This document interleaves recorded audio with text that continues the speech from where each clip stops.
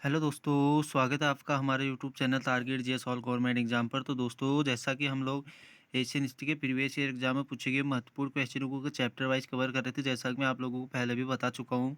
तो दोस्तों, जो हमारा अभी तक हम एशियन हिस्ट्री के 15 का अध्याय को कंप्लीट कर चुके हैं। दोस्तों, आप लोगों से कहना चाहूँगा, जिन लोगों ने भी हमारी प्रीवियस क्लासेस को नहीं देखा है, एक बार उनको जाके देख ले, क्योंकि वो आपके आगामी एग्जाम में काफ़ी हेल्प करेंगे दोस्तों। उसके बाद जो हमारा अगला चैप्टर को शुरू हुआ था दोस्तों एशियन हिस्ट्री का, उसमें हमने आप लोगों से कहा था कि हम इसमें विदित संबंधित जितने भी हमारे इम्पोर्टेंट मिक्स क्वेश्चन होंगे दोस्तों, जिसमें हम सारे टाइप के क्वेश्चनों को कवर करेंगे, जिसमें हम अभी तक का दोस्तों पार्ट 1 और पार्ट 2 दे चुके हैं आप लोगों को, जिसमें हम अभी तक का 120 के क्वेश्चनों को कंप्लीट कर चुके हैं दोस्तों। तो आज हम उस सीरीज़ को वहाँ से आगे बढ़ाएंगे और कोशिश करेंगे दोस्तों कि आज हम ज़्यादा से ज़्यादा क्वेश्चनों को कंप्लीट कर पाएँ, और इसी के साथ ही इस सेशन को भी एंड करें दोस्तों। उसके बाद जो हमारा अगला फिर सब्जेक्ट शुरू होने वाला है दोस्तों, उसमें हम देखेंगे मध्यकालीन भारत, उससे संबंधित जितने भी हमारे प्रीवियस ईयर एग्जाम में पूछे गए महत्वपूर्ण क्वेश्चन होंगे, उन सबको कवर करेंगे दोस्तों। ये जो क्लासेस है दोस्तों, ये आप लोगों के लिए जो इस सब्जेक्ट से, हिस्ट्री सब्जेक्ट से अगर नेट वेट की तैयारी करते हैं दोस्तों, उन लोगों को भी काफ़ी हेल्प मिलेगी इन लोगों से। ये सारे एग्जामों के लिए काफ़ी महत्वपूर्ण क्लासेस हैं दोस्तों। तो चलिए दोस्तों, आज की क्लास को शुरू करते हैं। आज का पहला क्वेश्चन है, राजतरंगिणी के लेखक कौन है? राजतरंगिणी के लेखक कौन है दोस्तों? तो कल्लड़ है दोस्तों, 20 का राइट ऑप्शन हो जाएगा। थोड़ा इसको कर लेता हूँ दोस्तों, 1 मिनट, फ़ॉन्ट से बहुत ज़्यादा बड़े हो गए इसलिए।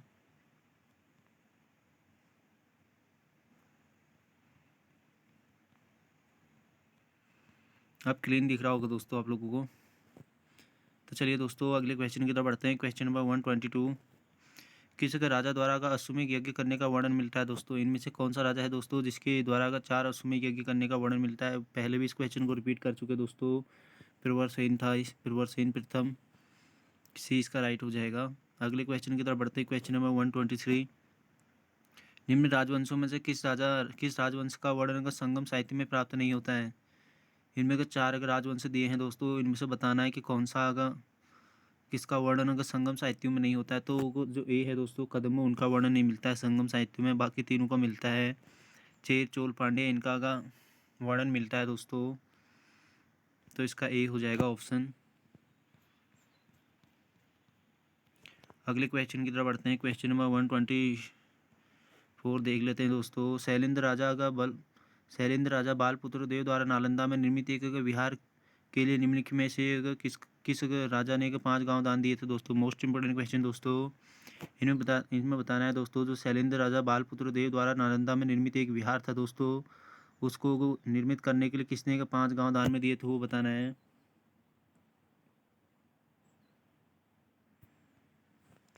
तो ऑप्शन डी इसका राइट हो जाएगा दोस्तों, देवपाल। देवपाल ने दोस्तों को नालंदा में विहार के निर्माण के लिए दोस्तों को 5 गांव दान में दिए थे। बहुत बार पूछा जाता है दोस्तों, अच्छा क्वेश्चन है ये। अगले क्वेश्चन की तरफ बढ़ते हैं। क्वेश्चन नंबर 125, गुप्त राजाओं में किसने एक सर्वप्रथम चांदी के सिक्के चलाए थे? इनमें से कौन सा गुप्त शासक था जिसने सर्वप्रथम चांदी के सिक्के चलाए थे? तो ऑप्शन ए हो जाएगा दोस्तों को, चंद्रगुप्त प्रथम ने।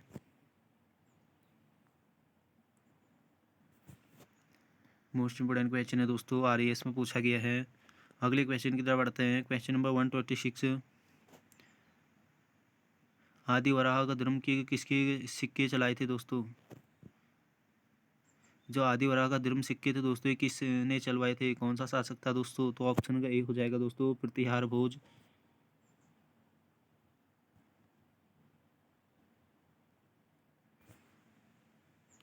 अच्छा क्वेश्चन है दोस्तों, जो आदि वराह का धर्म सिक्के थे दोस्तों, ये प्रतिहार का भोज ने चलाए थे। रिपीट कर देता हूँ इस चीज़ को। अगले क्वेश्चन की तरफ बढ़ते हैं। और सर्वप्रथम जो चांदी के सिक्के चलाने वाला गुप्त शासक था दोस्तों, चंद्रगुप्त प्रथम था, इसको भी याद रखना। तो चलिए दोस्तों, अगले क्वेश्चन की तरफ बढ़ते हैं। अगला जो क्वेश्चन है नंबर दोस्तों हमारा क्वेश्चन नंबर 127 है, दिलवाड़ा का विमल शाही मंदिर निम्न से किसको समर्पित है दोस्तों? जो दिलवाड़ा का विमल शाही मंदिर है, किसको समर्पित है? तो ऑप्शन ए इसका राइट हो जाएगा, आदिनाथ। अगले क्वेश्चन की तरफ बढ़ते हैं। क्वेश्चन नंबर 128, महमूद गजनवी द्वारा का विनिष्ट किए जाने के पश्चात सोमनाथ मंदिर का जीर्णोद्धार किसने करवाया था दोस्तों? जो सोमनाथ मंदिर था दोस्तों, उसको महमूद गजनवी ने तोड़ फोड़ दिया था, उसको जो पुनर्निर्माण करवाया था तो किसने करवाया था दोस्तों, ये बताना है इस ऑप्शन में। तो ऑप्शन ए इसका राइट है दोस्तों। उसका जो पुनर्निर्माण करवाया था वो अनिल पाटन के कुमार पाल ने करवाया था दोस्तों। मोस्ट इम्पोर्टेंट है। अगले क्वेश्चन की तरफ बढ़ते हैं। याज्ञवल्क्य की स्मृति पर अगर टीका लिखने वाले का शिलाहार राजा का नाम क्या था दोस्तों, तो ऑप्शन ए हो जाएगा। अप्रार्क जो थे दोस्तों उन्होंने लिखी थी टीका। अगले क्वेश्चन की तरफ बढ़ते हैं। क्वेश्चन नंबर 120 देख लेते हैं। अभिलेखों में उल्लेखित होगा मेंडन तक का प्रतिनिधित्व निम्न में से कौन करता है दोस्तों, तो ऑप्शन ए इसका राइट, ऑप्शन बी इसका राइट हो जाएगा। मेड़ता।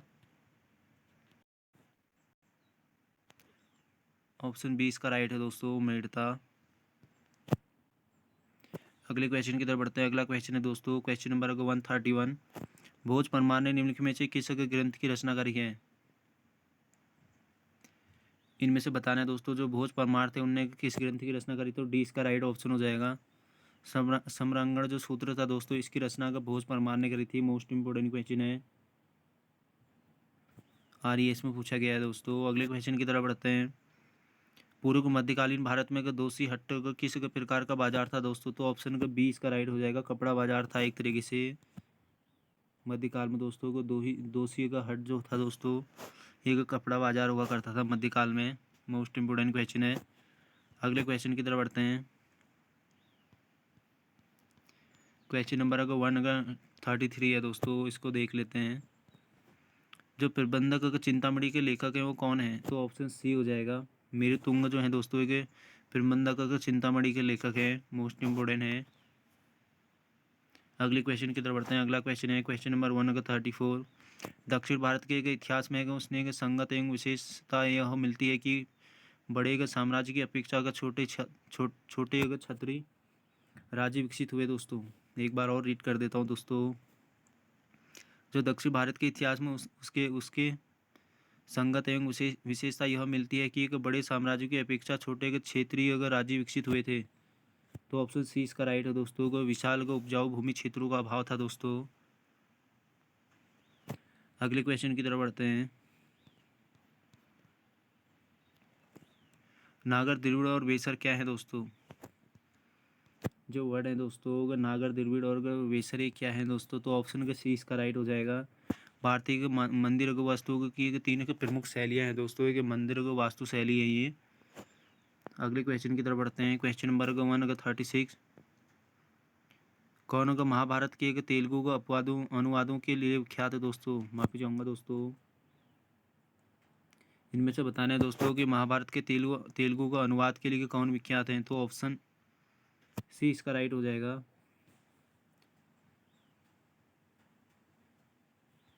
अगले क्वेश्चन की तरफ बढ़ते हैं। ऑप्शन सी उसका राइट होगा दोस्तों। अगले क्वेश्चन की तरफ बढ़ते हैं।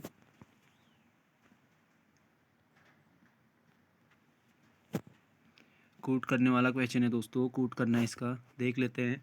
कौन से संगम का पत्तन का पश्चिम तट पर स्थित है, देखना है दोस्तों। इनका सही कूट का चयन करना है। तो देख लेते हैं कौन से संगम का पश्चिम तट पर स्थित है।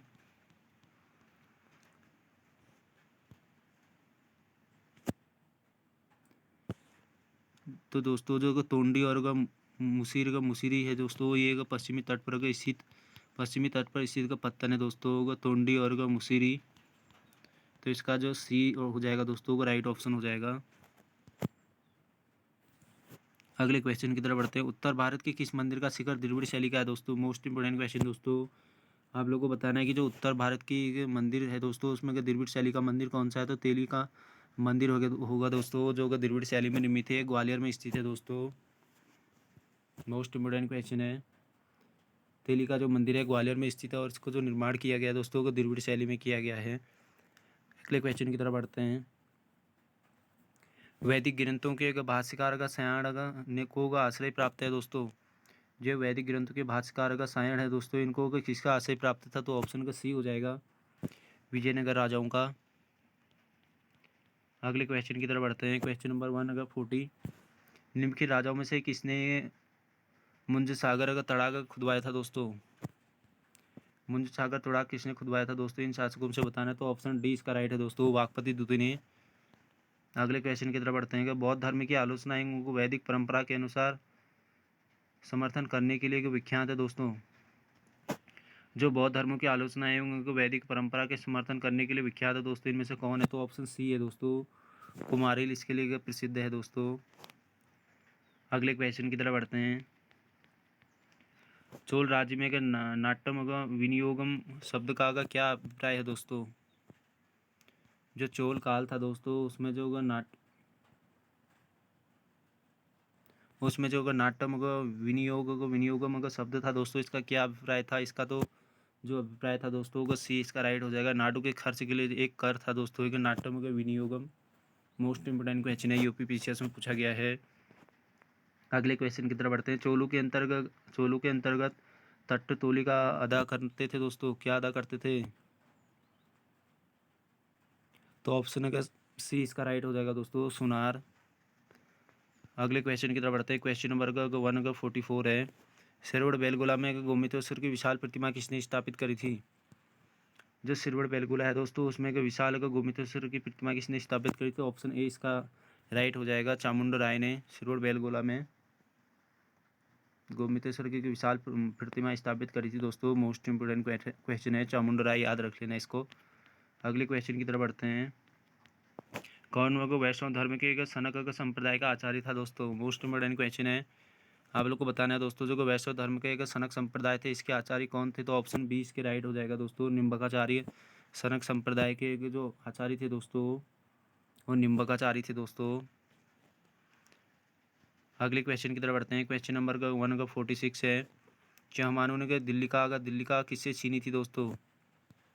तो ऑप्शन सी हो जाएगा दोस्तों को, तोमूर से छीनी थी। जो दिल्ली की स्थापना है दोस्तों अनंगपाल को इसका श्रेय जाता है, इसको भी याद रख लें दोस्तों, मोस्ट इंपोर्टेंट है, बहुत बार पूछा जाता है। अगले क्वेश्चन की तरफ बढ़ते हैं। चारण साहित्य में निम्नलिखित राजाओं में से किसकी उत्पत्ति का माउंट आबू पर्वत पर वशिष्ठ के यज्ञ कुंड से बतलाई जाती है दोस्तों? इनमें से बताना है दोस्तों, चार ऑप्शन दिए हैं, इनमें से बताना है किसकी जो उत्पत्ति है दोस्तों वशिष्ठ ऋषि की माउंट आबू पर्वत के यज्ञ कुंड से हुई थी। पहले भी इस क्वेश्चन को कर चुके हैं दोस्तों हम, जिसमें एक चहमान, चालुक्य, परमार और प्रतिहार शामिल थे दोस्तों को। ए इसका राइट ऑप्शन हो जाएगा। अगले क्वेश्चन की तरफ बढ़ते हैं। दंडी के महादेवी की किस वंश की स्त्री शासिका थी दोस्तों? तो ऑप्शन ए इसका अगर राइट हो जाएगा दोस्तों को, भौमकार दंडी महादेवी दोस्तों को, इसको भी याद रख लेना, अच्छा क्वेश्चन है दोस्तों, मोस्ट इंपोर्टेंट है। ए इसका राइट ऑप्शन हो जाएगा, भौमकार की एक शासिका थी दोस्तों। अगले क्वेश्चन की तरफ बढ़ते हैं। Question number 149। पूर्व मध्यकालीन के सिक्कों में कौन का मूल्य में सबसे छोटा था दोस्तों?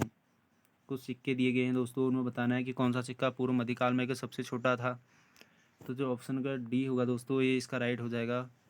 विंशोपक जो था दोस्तों एक पूर्व मध्यकाल का सबसे एक छोटा का सिक्का होता था दोस्तों, मूल्य का। डी इसका राइट ऑप्शन हो जाएगा, विंशोपक। अगले क्वेश्चन की तरफ बढ़ते हैं कि राजा प्रथम के समय का मलनाडु कैसा क्षेत्र था दोस्तों? जो राजा प्रथम था दोस्तों उसके समय में जो वलनाडु था ये कैसा क्षेत्र था? तो ऑप्शन का डी हो जाएगा दोस्तों को, नाडु से बड़ा किंतु को मंडलम से छोटा होता था दोस्तों। वलनाडु, उसको वलनाडु बोला जाता था। नाडु से बड़ा किंतु को मंडलम से छोटा दोस्तों, इस पॉइंट को याद रख लो दोस्तों, हमेशा के लिए याद हो जाएगा। नाडु से एक बड़ा था किंतु को मंडलम से छोटा होता था, उसको वलनाडु बोलते थे। इस तरीके से याद रखें इसको। अगले क्वेश्चन की तरफ बढ़ते हैं। राजा का बल्लाल सेन अपने के निम्नलिखित के ग्रंथों के लिए विख्यात है दोस्तों। बल्लाल सेन का अपने किस के ग्रंथ के लिए विख्यात है? तो ऑप्शन का सी इसका राइट हो जाएगा, दान सागर। हमेशा के लिए याद रख लें दोस्तों, जो बल्लाल सेन थे दोस्तों उनके द्वारा लिखित जो ग्रंथ है दोस्तों उसको क्या कहा जाता है? तो दान सागर कहा जाता है दोस्तों, सी इसका राइट ऑप्शन है। अगले क्वेश्चन की तरफ बढ़ते हैं। क्वेश्चन नंबर 152 है दोस्तों। चोल काल में वरी के किसके लिए सामान्य शब्द था दोस्तों? जो चोल काल में वरी शब्द था दोस्तों ये किसके लिए सामान्य था? तो ऑप्शन का बी इसका राइट हो जाएगा, डी इसका राइट हो जाएगा, माफी चाहूँगा, कर। जो वरी शब्द था दोस्तों चोल काल में कर के लिए प्रयुक्त होता था, तो वो डी इसका राइट ऑप्शन हो जाएगा। अगले क्वेश्चन की तरफ बढ़ते हैं।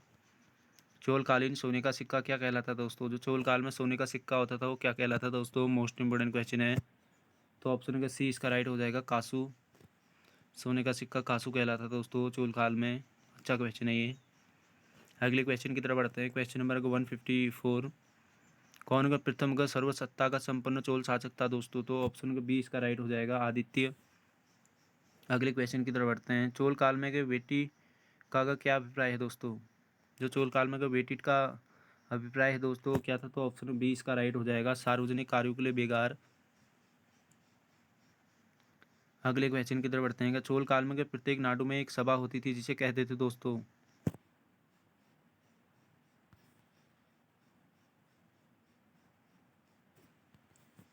बताना है दोस्तों। चोल काल में जो प्रत्येक नाडु होती थी उसके लिए एक सभा होती थी, उसको क्या कहते थे? तो ऑप्शन बी इसका राइट है दोस्तों, को नाटर कहा जाता था उसको। अगले क्वेश्चन की तरफ बढ़ते हैं। किसी एक चोल शासकों को मालदीव पर का प्रथम विजय प्राप्त करने का श्रेय जाता है दोस्तों? इनमें से कौन सा चोल शासक था दोस्तों को जिसे मालदीव पर विजय प्राप्त करने का प्रथम का श्रेय दिया जाता है? तो ऑप्शन ए दोस्तों को राजा प्रथम को जाता है। मोस्ट इंपोर्टेंट क्वेश्चन है, चोल काल से संबंधित क्वेश्चन है दोस्तों, बहुत बार पूछे जाते हैं ये। अगले क्वेश्चन की तरफ बढ़ते हैं कि कौन से एक स्थान का अपने के शैल चित्रों के लिए प्रसिद्ध हैं? चार ऑप्शन दिए हैं दोस्तों, इनमें से बताना है कि कौन से स्थान अपने शैल चित्रों के लिए प्रसिद्ध है। तो ऑप्शन का डी इसका राइट हो जाएगा, भीमबेटका दोस्तों को, मिर्ज़ापुर हो गया और पंचमढ़ी होगा, सुंदरगढ़, ये अपने के शैल चित्रों के लिए प्रसिद्ध हैं। चारों चार ऑप्शन सही हो जाएंगे दोस्तों। तो इसका जो डी ऑप्शन हो जाएगा वो बिल्कुल राइट हो जाएगा, 1 2 3 4।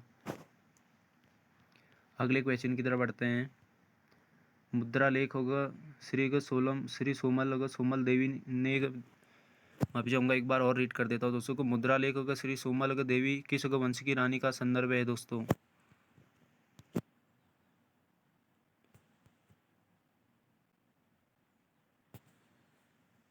तो ऑप्शन होगा ए इसका राइट हो जाएगा दोस्तों को, चहमान होगा वंश की। अगले क्वेश्चन की तरफ बढ़ते हैं। कौन होगा कन्नौज पर का अधिकार के लिए त्रिकोणी का संघर्ष में शामिल नहीं थे दोस्तों?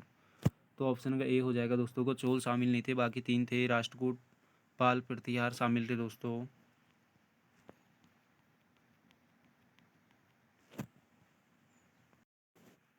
अगले क्वेश्चन की तरफ बढ़ते हैं। गंगे कोंड को चोलपुरम मंदिर का निर्माता कौन था दोस्तों? गंगे कोंड को चोलपुरम जो मंदिर है दोस्तों, इसका जो निर्माता था ऑप्शन बी हो जाएगा, राजेंद्र प्रथम हो जाएगा। थोड़ा स्पीड में क्वेश्चन को कवर करते हैं दोस्तों, क्योंकि क्लासेस से काफ़ी लेंदी हो जाएगी नहीं तो। अगले क्वेश्चन की तरफ बढ़ते हैं कि चोल के स्थानीय के स्वशासन के लिए उत्तरदायी थे समितियों के सदस्यों के संबंध में निम्नलिखित में से कौन सा कथन सही नहीं है दोस्तों? जो चोल का स्थानीय का स्वशासन था दोस्तों, उसके उत्तरदायियों समिति के सदस्यों के संबंध में कौन सा का कथन सही नहीं है वो देखना, तो होगा ऑप्शन ए हो जाएगा दोस्तों, वे एक मतदान के द्वारा चुने जाते थे। ये बिल्कुल गलत है दोस्तों, बाकी तीनों सही हैं।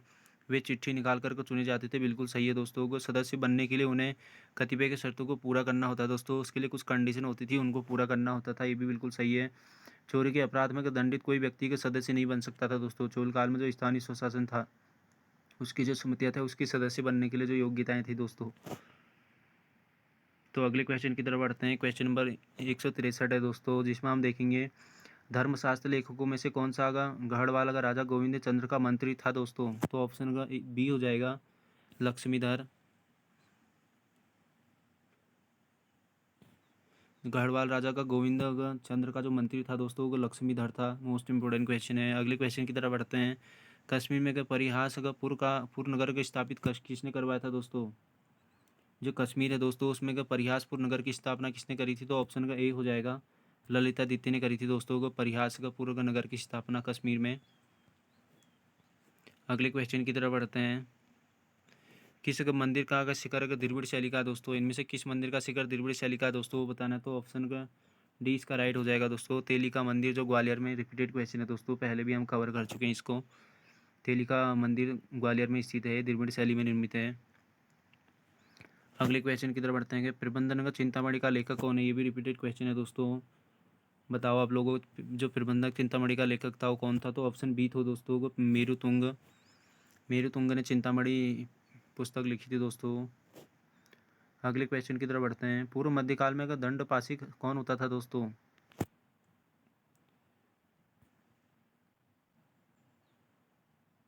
जो पूर्व मध्यकाल है दोस्तों, इसमें दंडपासी कौन होता था? तो ऑप्शन ए इसका राइट हो जाएगा। एक पुलिस अधिकारी होता था। अगले क्वेश्चन की तरफ बढ़ते हैं। मिहिर भोज का ग्वालियर अभिलेख के प्रतिहारों की उत्पत्ति के प्रारंभ करता है दोस्तों। जो मिहिर भोज का ग्वालियर अभिलेख है दोस्तों, के प्रतिहारों की उत्पत्ति का प्रारंभ करता है ऑप्शन सी लक्ष्मण से दोस्तों। अगले क्वेश्चन की तरफ बढ़ते हैं कि कल्लड़ की राजतंगणी की रचना हुई है 12वीं सदी में हुई है दोस्तों। मोस्ट इंपोर्टेंट क्वेश्चन है। जो कल्लड़ की राज तरंगिणी है उसकी जो रचना हुई है 12वीं सदी में हुई है। अगले क्वेश्चन की तरफ बढ़ते हैं कि क्वेश्चन नंबर का 170 है। संगमरमर में उत्कृष्ट का उत्कीर्णन के लिए भारत में एक प्रख्यात जैन मंदिर स्थित है दोस्तों। तो ऑप्शन ए इसका राइट हो जाएगा। दिलवाड़ा जो मंदिर है दोस्तों, ये संगमरमर में उत्कृष्ट का उत्कीर्ण के लिए भारत में प्रसिद्ध है दोस्तों को दिलवाड़ा का जैन मंदिर। अगले क्वेश्चन की तरफ बढ़ते हैं। क्वेश्चन नंबर का 171। वह कलचुरी राजा जिसका स्तंभलेख बंगाल के वीरभूमि के जिले से मिला है दोस्तों। आप लोगों को बताना है जो वो कलचुरी राजा कौन था दोस्तों को जिसका स्तंभलेख बंगाल के वीरभूति जिले से प्राप्त होता है। तो ऑप्शन का डी इसका राइट हो जाएगा, कर्ण। अगले क्वेश्चन की तरफ बढ़ते हैं। दाई भाग का लेखक कौन है? दाई भाग के लेखक कौन थे दोस्तों? तो ऑप्शन का ए हो जाएगा, जीमूत वाहन। मोस्ट इंपोर्टेंट क्वेश्चन है। अगले क्वेश्चन की तरफ बढ़ते हैं। योगिनीपुर का प्राचीन नाम है दोस्तों। जो योगिनीपुर है दोस्तों, ये किसका प्राचीन नाम है? मोस्ट इंपोर्टेंट क्वेश्चन है। तो ऑप्शन बी दोस्तों, दिल्ली का जो प्राचीन नाम है दोस्तों वो योगिनीपुर है। इससे पहले आप लोगों ने क्वेश्चन के बारे में सुना भी नहीं होगा दोस्तों। इसलिए दोस्तों का मैं आप लोगों से कहता हूँ दोस्तों कि जो भी क्लास होती है उसको पूरा देखा करें, क्योंकि आप लोगों को कुछ ना कुछ होगा ऐसा एडिशनल का नॉलेज ही मिलेगा दोस्तों, जो आपके ज्ञान में भी वृद्धि करेगा और आपकी समझ में भी और आपके सिलेक्शन में भी आपकी हेल्प करेगा दोस्तों। तो चलिए दोस्तों अगले क्वेश्चन की तरफ बढ़ते हैं ज़्यादा बात ना करते हुए। क्वेश्चन नंबर 174 है। निम्नलिखित शासकों में से किसने 9वीं शताब्दी में तंजौर को राजधानी बनाकर चोल राजवंश की स्थापना करी थी? तंजौर को अपनी राजधानी बनाकर दोस्तों किस शासक ने चोल राजवंश की स्थापना करी थी? तो ऑप्शन सी हो जाएगा, विजयालय ने। चोल वंश का जो संस्थापक था दोस्तों वो विजयालय था। मोस्ट इंपोर्टेंट है।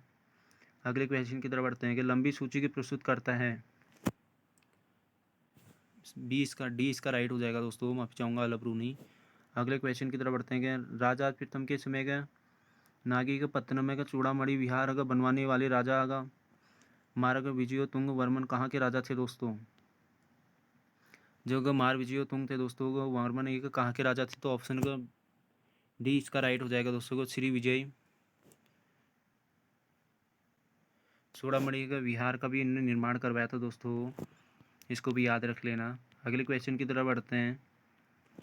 चोल के शासकों में कौन का मूलतः वेगी के चालुक्य का राजकुमार था दोस्तों? इनमें से कौन सा का चोल शासक था दोस्तों जो वेगी के चालुक्य का राजकुमार था? तो ऑप्शन का डी इसका राइट हो जाएगा, कुलोत्तुंग का प्रथम दोस्तों को। मोस्ट इंपोर्टेंट क्वेश्चन है। इनमें से हमें याद रख लेना दोस्तों कि जो चोल शासक था दोस्तों उनमें से मूलतः कौन सा ऐसा राजा था जो वेगी के चालुक्य का राजकुमार था? तो कुलोत्तुंग प्रथम करना दोस्तों।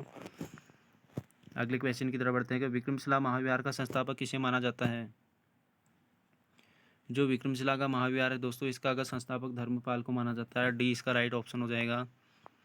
रिपीटेड क्वेश्चन है दोस्तों, पहले भी बहुत बार आ चुका है ये क्वेश्चन।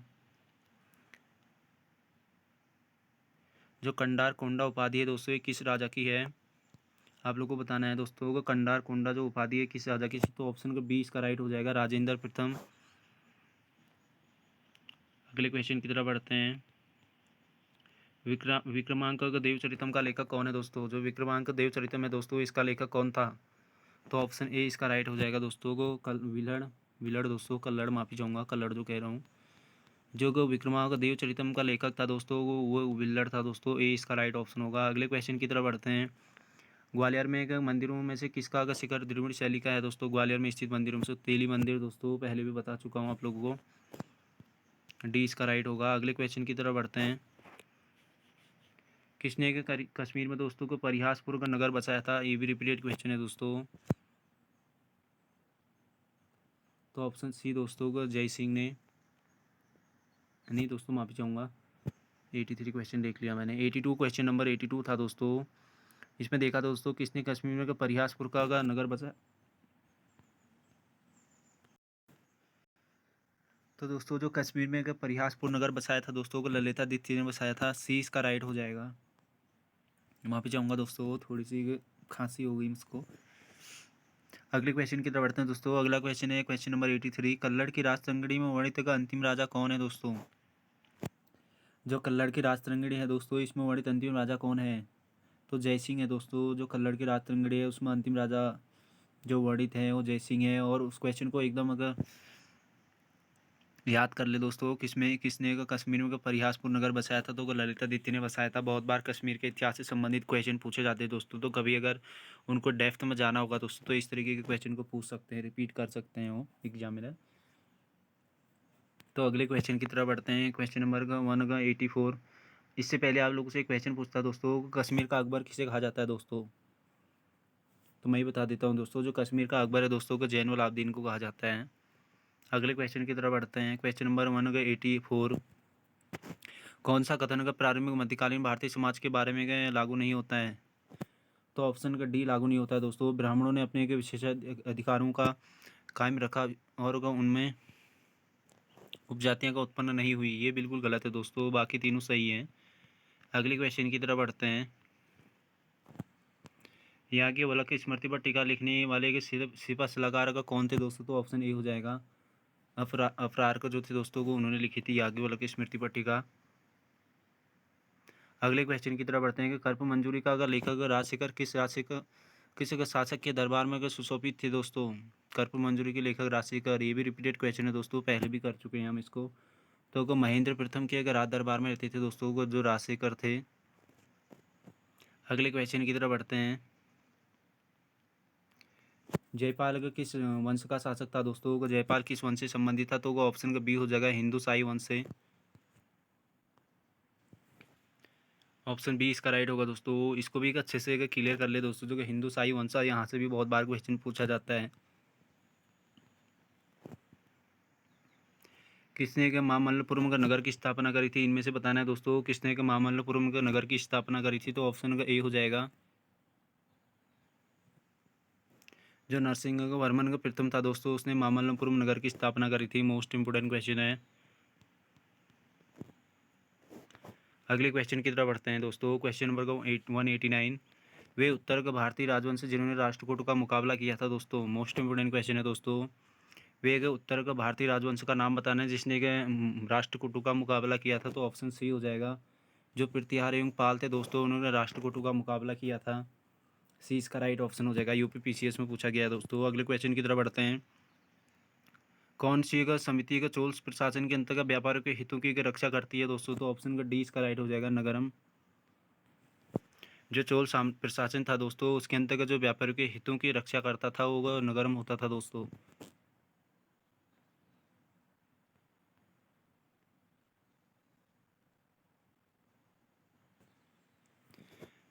चोल काल में व्यापारियों के हितों की रक्षा करने वाला जो प्रशासनिक इकाई थी दोस्तों को नगरम थी। मोस्ट इंपोर्टेंट है। अगले क्वेश्चन की तरफ बढ़ते हैं। निम्नलिखित मंदिरों में से किसका संबंध का चोलों से है दोस्तों? इनमें से कौन सा मंदिर का संबंध चोलों से है दोस्तों, वो बताना है। तो ऑप्शन डी इसका राइट हो जाएगा दोस्तों। को तंजौर का जो बृहदेश्वर मंदिर है दोस्तों, इसका संबंध का चोल राजाओं से है। कभी ऐसा भी पूछ लिया जाता है दोस्तों, तो तंजौर है ये जो बृहदेश्वर मंदिर है दोस्तों, ये कहाँ पर स्थित है? तो तंजौर में स्थित है, इस बात को भी याद रख लें। अगले क्वेश्चन की तरफ बढ़ते हैं दोस्तों। बेशनगर अभिलेख का गया हेलियोडोरस का कहाँ का निवासी था दोस्तों? जो बेशनगर का अभिलेख है दोस्तों, ये हेलियोडोरस ने बनवाया था। तो दोस्तों ये कहाँ का निवासी था? तो ऑप्शन का बी हो जाएगा, तक्षशिला का। अगले क्वेश्चन की तरफ बढ़ते हैं। Question number 193। चोल राजवंश के निम्नलिखित के शासकों में से किसने के सर्वप्रथम के दक्षिण के पूर्वी एशिया के विरुद्ध को नैसर्गिक अभियान चलाए थे दोस्तों? कौन सा चोल शासक था दोस्तों जिसने के सर्वप्रथम के दक्षिण पूर्वी एशिया के विरुद्ध को नौसैनिक अभियान चलाए थे? तो को राजराज का प्रथम होगा दोस्तों। जी हाँ, नहीं माफी चाहूँगा दोस्तों, को राजेंद्र प्रथम होगा। जो को नौसेनाएं होती दोस्तों को इनकी स्थापना भी जो थी दोस्तों को चोल काल में आरंभ हो गई थी। सी इसका राइट ऑप्शन होगा। अगले क्वेश्चन की तरफ बढ़ते हैं। चोलों की राजधानी थी दोस्तों, जो चोलों की राजधानी थी वो कहाँ थी दोस्तों? तो डी इसका राइट हो जाएगा, तंजौर में। अगले क्वेश्चन की तरफ बढ़ते हैं कि सिरुड़ बेलगुला में गोमितेश्वर की विशाल प्रतिमा किसने स्थापित करवाई थी? रिपीटेड क्वेश्चन है। तो जो ऑप्शन ए है दोस्तों को चामुंडा राय ने करवाई थी गोमितेश्वर में विशाल का प्रतिमा स्थापित सिरुड़ बेलगुला। अच्छे से याद कर ले दोस्तों। और ये जो कैपिटल होती है दोस्तों, मैं बार बार कहता हूँ आप लोगों से, जो कैपिटल होती है इनको एकदम याद रख ले दोस्तों, क्योंकि यहाँ से बहुत बार क्वेश्चन बनता है कि अगर कौन से वंश की जो कैपिटल थी दोस्तों वो कहाँ थी। अगले क्वेश्चन की तरफ बढ़ते हैं। क्वेश्चन नंबर 196, कौन होगा अलवार संत नहीं है दोस्तों, इनमें से कौन अलवार संत नहीं है वो बताना है। तो ऑप्शन का बी जो है दोस्तों इसका हो जाएगा। ध्रुव ज्ञान जो है दोस्तों के अलवार नहीं थे, बाकी तीनों थे दोस्तों। अगले क्वेश्चन की तरफ बढ़ते हैं। क्वेश्चन नंबर 197, कौन भक्ति आंदोलन का प्रस्तावक नहीं था दोस्तों, इनमें से कौन सा का भक्ति आंदोलन का प्रस्तावक नहीं था। तो ऑप्शन ए हो जाएगा दोस्तों का नागार्जुन, ये भक्ति के प्रस्तावक नहीं थे दोस्तों, बाकी तीनों शामिल हैं। अगले क्वेश्चन की तरफ बढ़ते हैं। किस लेखक ने स्वयं को कालिदास का वाल्मीकि कहा है दोस्तों, इनमें से कौन सा लेखक था दोस्तों जिसने स्वयं को कालिदास का वाल्मीकि कहा है। तो ऑप्शन का डी हो जाएगा संध्याकर, जो नंदी थे दोस्तों, इन्होंने खुद को कालिदास और वाल्मीकि कहा है। मोस्ट इंपोर्टेंट क्वेश्चन है। अगले क्वेश्चन की तरफ बढ़ते हैं कि सूची 1 को सूची 2 से सुमेलित करना है। तो इसका अगर ए अगर राइट ऑप्शन होगा दोस्तों, एक बार आप लोग देख लें इसको अच्छे से। अगले क्वेश्चन की तरफ बढ़ते हैं दोस्तों। क्वेश्चन नंबर 200 है दोस्तों को, संप्रदाय जो नीति की अटलता में विश्वास करता है दोस्तों। तो ऑप्शन का ए हो जाएगा दोस्तों आजीवक, जो आजीवक था दोस्तों, आजीवक संप्रदाय था, एक अटलता में का विश्वास करता है, नियति की जो अटलता है दोस्तों उसमें विश्वास करता है। ये इसका राइट ऑप्शन होगा। अगले क्वेश्चन की तरफ बढ़ते हैं। क्वेश्चन नंबर 201 है दोस्तों, कौन युग्म सुमेलित नहीं है वो देखना है दोस्तों। तो वो जो ऑप्शन का डी ऑप्शन बी है ये सुमेलित नहीं है दोस्तों, बाकी सुमेलित हैं। चंद्र बरदाई का पृथ्वीराज रासो बिल्कुल सुमेलित है। नरपति नाला होगा बिसल देव, ये भी बिल्कुल सुमेलित है। जगनी का आला खंड ये भी बिल्कुल सुमेलित है दोस्तों, इसको याद रख लेना दोस्तों। ये